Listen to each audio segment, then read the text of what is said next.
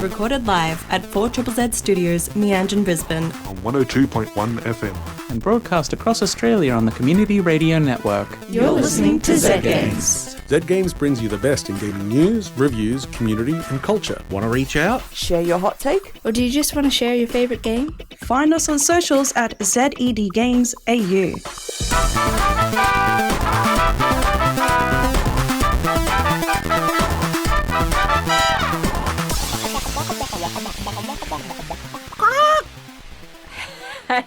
Hey. I'm Maylee. This is Zed Games here on 4ZZZ, and that was Paul the Chicken. I was just having some fun. Yeah. Yeah. We're amped up. That's how I like to have fun. There's a lot of general animal noises in my life these days, so, embrace it. I will. I like that. I'm just going to not ask questions. Just make move my on. own assumptions about where that's coming from. How are you? I'm pretty good. Life's moving along. I'm enjoying Gamescom's going on at the moment, so I'm watching news coming out of that. I'm still obsessed with Bonanza on the Switch too, yes. which is a real revolution in fun. Not like high-end gameplay to a degree, because you can kind of just literally break everything in the game, but it is endlessly fun. Yeah. So it's a good 30-second game or a 2-hour game. Just get up and smash a bunch of stuff and feel nice about yourself. What about you? How are you? I am good. I can't say I'm getting up and smashing stuff. I wish I was. Why not? I don't know. What am I doing with my life? I can't tell you. I'm good. I have gone through a period of not being able to play as many games as I wanted to, but I'm getting back into the swing of my games. I had a house inspection and a very not inspectable house. So it's been a busy little bit. I feel like over my life, house inspections have got far more serious. Basically, we were let's not just leave anything soiled on the floor. And that was pretty much fine. Now people are like, we're doing a 2-day clean. I'm like, but why? It's because people are insane now. People are insane now. It's crazy. Anyway. But good now. You've passed? We've put that behind us. Yep. I just recommend getting some blackmail material on whoever your landlord is and living an easy life. I will try that next time. Okay. But we're here tonight not to talk about how to deal with your rental issues, but to talk about video games and tabletop games and role-playing games and mind games, but mostly video games. Yeah, I haven't played a tabletop game in ages, so I got nothing to add to You're that. You're behind the times. You have no idea how much of my tabletop game collection is just still shrink-wrapped on the shelf. You and most people. I have not bought a game in years because I'm still just waiting for I remember getting that one when I was 30. Can't wait to play it one day. I have games, I still have games that I bought at PAX last year that I was really excited about that are still on my shelf unopened because I haven't gotten people to play them with me, but I stand by those purchases. Totally worth it. I kickstarted the Binding of Isaac tabletop game. Oh, yes. They've had multiple expansions since then. Never played it. But I'd really like to. It's brought joy to your life sitting there? I guess, maybe. It's certainly taken up real estate. Yeah, it's like your board game library is just like the Steam library with hundreds of unplayed games. When you put it like that, it makes sense for me, yeah. Anyway. But let's talk about some other games that people could be buying and some news and some updates. What's been happening in the world? That's what we're going to talk about now.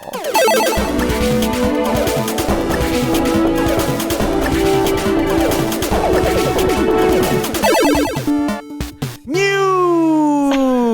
That's my favourite part of the week. Also, I should probably load the news so I can have a look. Okay, we don't have my special alarm here, but I love to do it anyway. Boop, boop, boop, boop. Silk Song alert! Silk Song alert! We've got Silk Song news. That's right. Silk Song apparently still exists. We've had multiple sightings. It was featured on Opening Night Live, which we'll talk about in a little bit. It was the first game they officially spoke about. And they showed off, not a trailer, just some random gameplay again, because they can never just talk about it like it's a regular thing. Anyway, they didn't have much to say other than it will come out this year. That said, the day before, Team Cherry put up a little countdown, which is currently in 6 hours. They will have a Silksong announcement. So I'm really, really hoping for some news on that soundtrack. Yeah. That's definitely what it will be. That's Maybe a what they're tie-in hyping around anime. for. That would be great. Yeah, anything like any real news on the game just disappoints me. I don't want it to exist anymore. This is fun. In your preferred world, does it just keep getting delayed? Yeah. And the hype keeps growing. Hollow Knight 2 is allowed to come out. Silksong projects. can never come out. Yeah. Okay. It's just one of those things. And it's like every event, like every Nintendo event, every like game industry, like big thing, everyone's like, is it going to be Silksong? And we're all posting the clown gif. And we just need to take that to the next level. This is the meta I enjoy. Silksong will never be as fun as anticipating Silksong. It's great. Well, you just have to find some way to delay it. You figure that out. So apparently, yes, according to this, at 30 minutes past midnight tonight on YouTube, if you go to Team Cherry's page, the announcement will be live. I will not be there, but I hope, if you're Well, a passionate fan, that you are. I think, is it... I got to check my calendar because there's a big indie stream with Gamescom, and it's either tonight, because that will be Friday at 2 a.m. or Saturday at 2 a.m. So I better not get up both, because I did get up 3 hours early for opening night live the other day, which was a mistake. Well, it's really nice that you do that for me, because then I don't have to do it and I can just hear what you have to say after I've had a nice night of sleep. Should I say some things about opening night live? Yes. So, one of the 3 Jeff Keighley fests of the year, as we have now, Gamescom in Cologne, Germany, which is now the biggest gaming, gaming industry event in the world. They have the opening night live now, sort of a sort of E3 replacement, because no one knows what to do anymore, so we've got 6 million of them a year. And Jeff Keighley brought in some big hitters, and we got a few big things to mention, which is the things I'm least interested in, but, you know, most people care about the big things.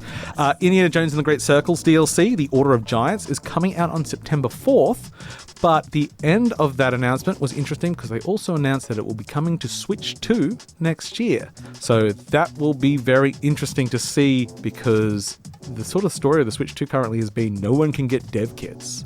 Yeah, I don't know anyone that has it. And the news coming out of Gamescom currently, people playing Elden Ring, and apparently it's awful. The performance, obviously the game's good. But Machine Games is very different to From Software, so I'm really interested to see how that runs. Yes. We had a new Warhammer 40,000 or 40k Dawn of War game announced. That's up to 4 now.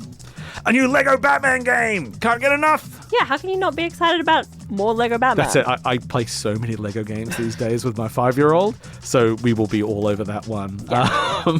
It's doing all of the movie Batman.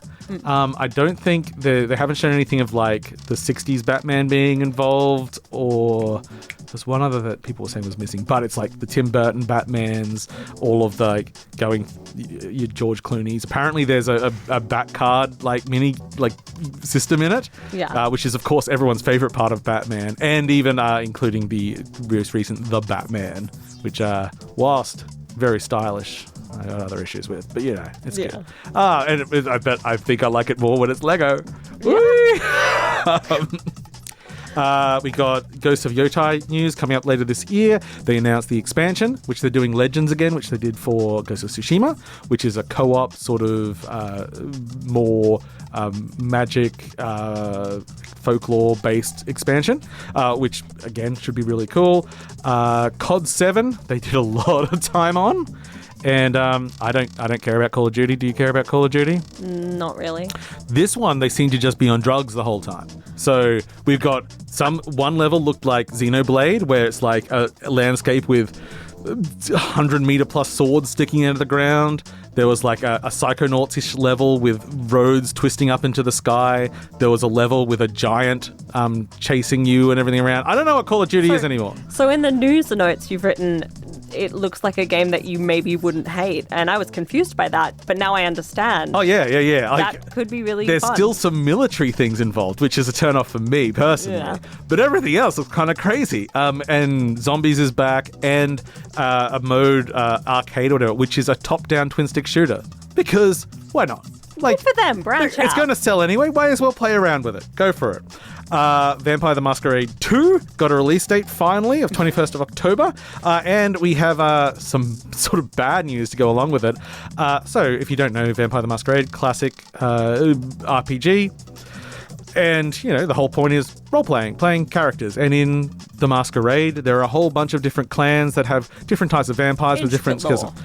So 2 of those clans, of which there are 6, I believe, in the main game, are locked behind DLC. Like, it's a $20 extra cost to have a character of that kind, which seems pretty anti the whole concept of the game. Yeah.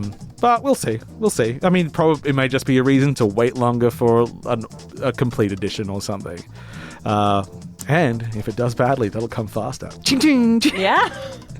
Also, next year we are going to get a big update to Call to the Lamb. It's a paid DLC, but it adds a significant amount to sort of the end game of that. And I really want to dive in and find out what the music's going to be like, because Riverboy unfortunately passed last year. But they've been working on this for a while, and he has such a unique voice in his music. Like, people copy him all the time now. So it's like, well, he can do a sound alike. He probably was working on stuff, so I'd be really interested to see where that lands. And then finally, in my big things, my mainstream things that aren't cool, lame things. You're too cool. That for aren't them. like a jet set radio where you're playing a train. Yes. Which is my favorite thing. They had a big reveal of a sequel to Black Myth Wukong, which is Black Myth Zong-Q. Anyway, that's going to be 3-4 years away. It's just like a teaser trailer. It's going to be a big game. Black Myth did a huge business. I'm sure it will be fine. And I do like learning more about Chinese mythology, because this has like some big giant dude who apparently fights between heaven and hell or whatever. And I'm like, yeah, that seems cool. There's a giant tiger. Sounds good. I don't know. I'm learning. Other non-gaming things, they did announce Fallout Season 2 is airing on December 17, and they've added Justin Theroux as Robert House in New Vegas. So I'm a big Theroux fan, so I'm happy for that. He's a handsome, funny gentleman. And also in non-gaming, Sekiro is getting an anime, which looked kind of cool. It's called Sekiro No Defeat. No other details really to put in there. Okay, going to continue our newsy. We're up to the section of Opening Night Live that I call Paul's Special List for special people. Maybe that's you. Yeah, so this is sort of my highlights. I briefly mentioned it before. There was a reveal of a game, Dan Shatak. I said that really weird, but you know what? I like saying it weird anyway. Which started and looked like Jet Set Radio, very, very colourful, very buoyant. Except, it's a sort of, I think maybe Jet Grind Radio, Tony Hawk doing lots of tricks. Except you're a train, and I haven't had that game before, so that seemed pretty cool. But on other news, the very first thing shown on the show in the pre-show was, you won't believe who's back. Who's back? Bobsy! I can't support you in this. He's back! And better than ever! See, how you've written it in the notes we can't use that language on the show. Yeah, you've got different emotions. I just like being excited about things. So the Bubsy games, coming from the era of the character platformer, were terrible, terrible games that no one should ever play, but for some reason continue to have a cult following. But now they have a new Bubsy game called Bubsy 4D, which is actually being made by the team that made Demon Turf, which is actually a pretty good 3D platformer. But that said, I still don't want to support it because Bubsy is terrible. But still, it's fun to yell, and I won't do it again. Okay. We also got a reveal of Zaum's new game. Zaum. So Zaum, if you are not so versed, is Disco Elysium's developer, which, as we all know, well, maybe we don't all know, but has been under the most hilarious tearing apart of a company you've ever seen. Being a game that started as a communist collective, talking all about these things, that was then torn apart by capitalism and all the creators pushed out. And I have heard. It's kind of poetic. Yeah. If it wasn't so sad, it is still ironically hilarious. But yes, they have announced their new game. This Zero Padres, Parades. Oh, Parades. I thought it was Padres. I can't read. It looks Disco Elysium-y. As far as I'm concerned, it's a new studio. Like, maybe it'll be great. Who knows? There's still people that were on Disco Elysium, but they have to prove themselves again. I'm not going to be too excited until I see more. Now, old games. Do you know Outlaws? No. Have you heard of Star Wars? Probably. So there's this fellow, George Lucas, that used to have this developer called LucasArts, who actually used to make games. I'm too and young one of them for this. was a first-person shooter called Outlaws with cowboys.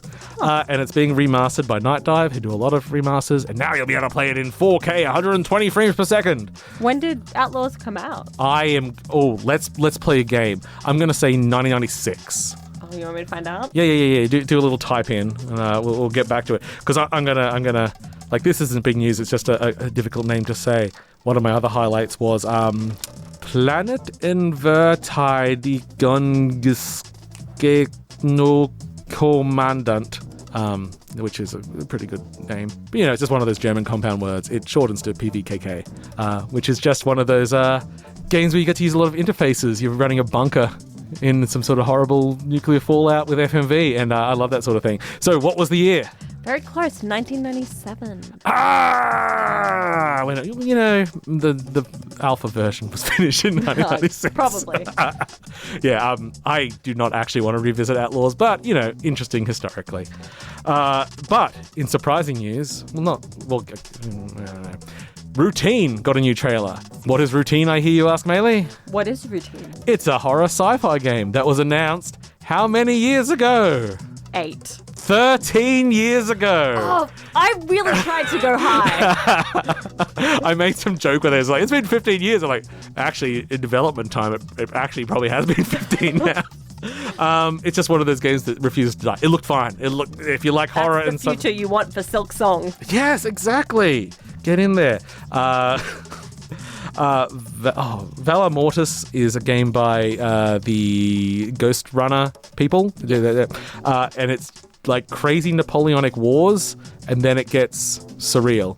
It gets like people taking potions and getting all Bioshocky, and it's lots of sword play, and I don't know what it's going to be, but it looks cool.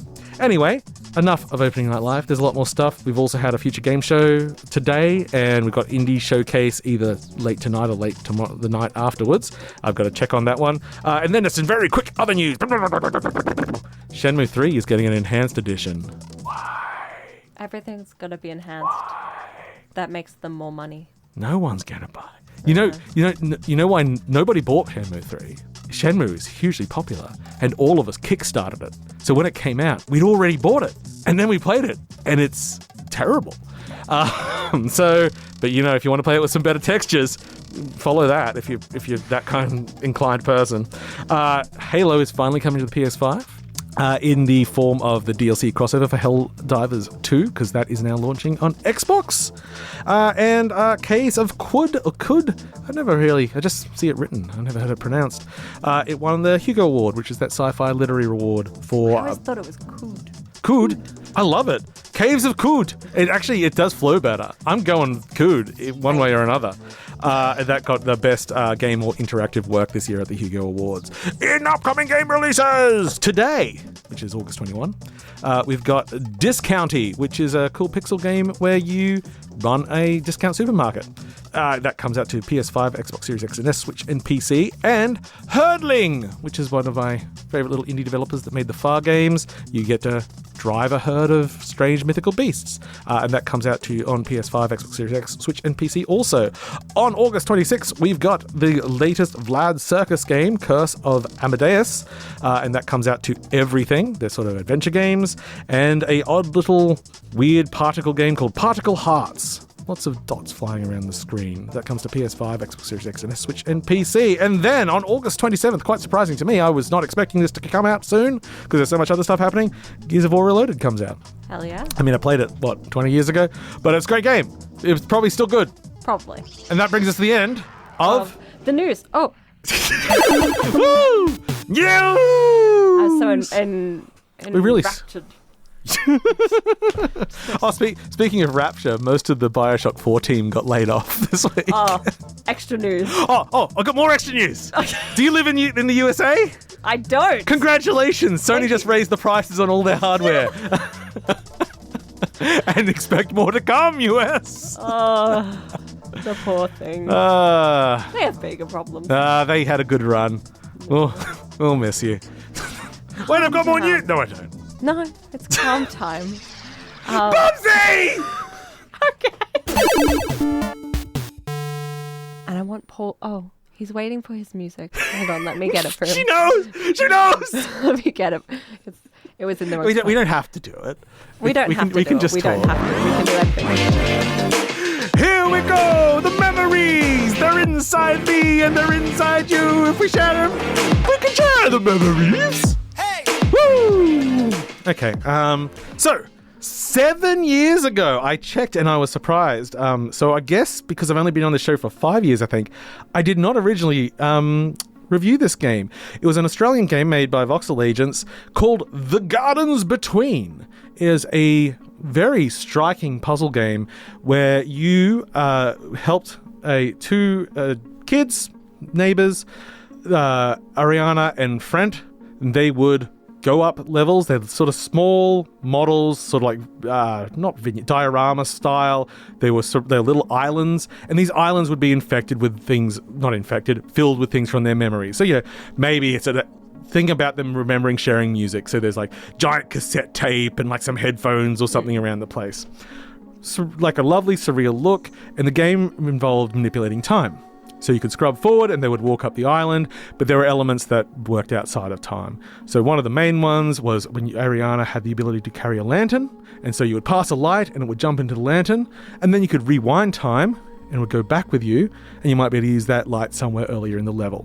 Take that, extrapolate, puzzle game. Now, beautiful looking game, beautiful sounding game, not a terribly difficult game puzzle-wise, and coming as a puzzle fan, it left me thinking, wow, that was a nice experience, but it was just okay. It didn't sit with me afterwards. It was like, okay, cool, good game, I recommend people do it, but you're probably not going to remember it 7 years later.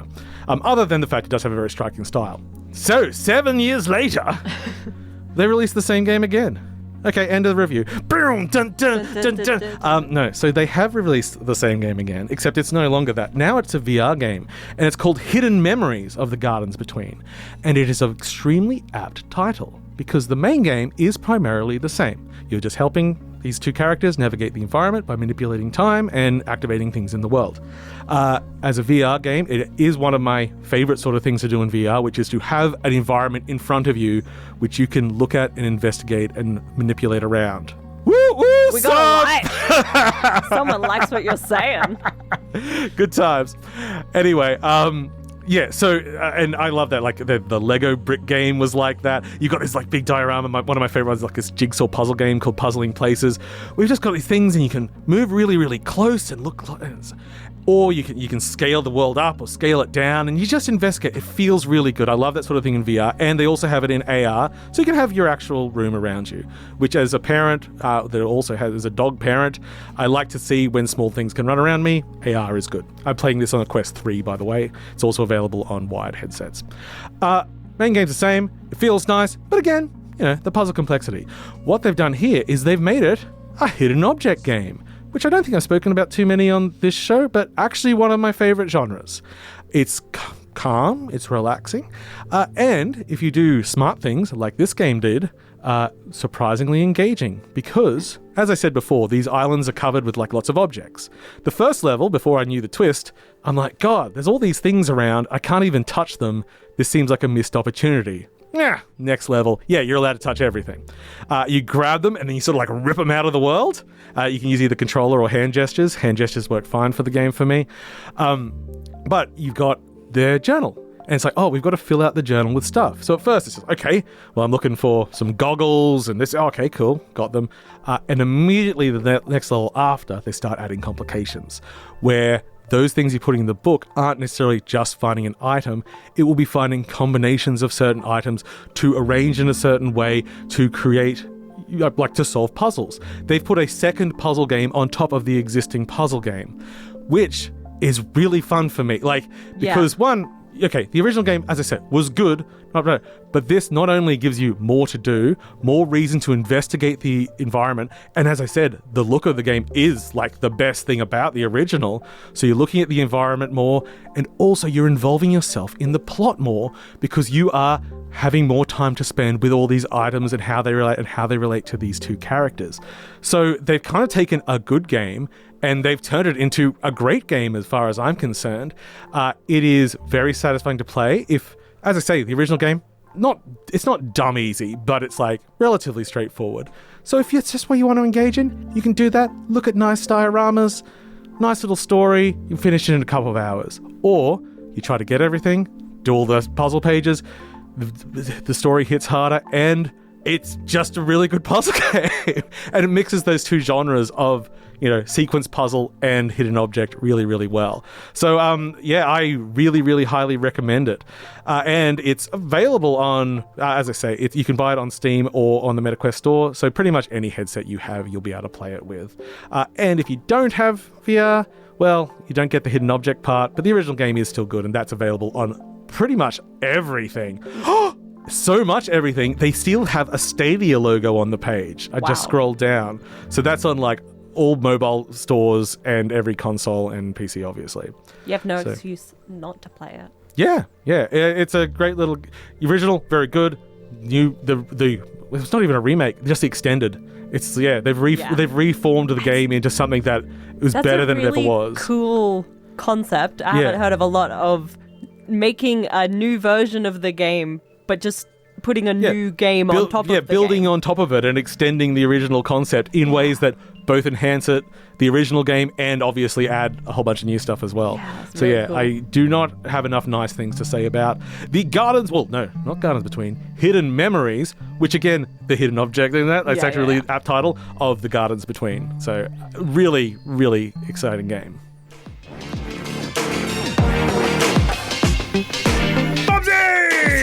No. Okay. You weren't ready for that. Just for that, we're going to music now. I'm putting us on a music break. I'm going in the shame cupboard. Yes.